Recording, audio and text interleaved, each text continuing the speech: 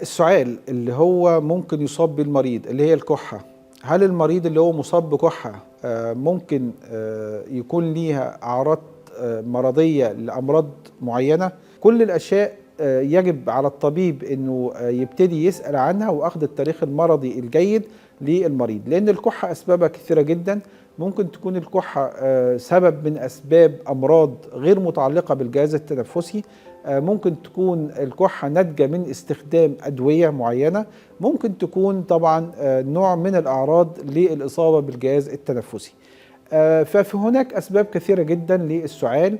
لو قلنا أسباب خارج الجهاز التنفسي، ممكن يكون الشخص مصاب بارتجاع في المريء، ممكن يكون مصاب بالجيوب الأنفية، فدي من ضمن الحاجات اللي بتؤدي إلى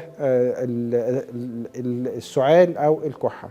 ممكن تكون إصابة ببعض الأدوية، احنا عندنا أدوية بعض أدوية الضغط العالي ممكن تؤدي إلى نوع من أنواع الكحة المزمنة، فده تجنب أو وقف مثل هذه الأدوية هيخلي المريض يخف من السعال أو الكحة.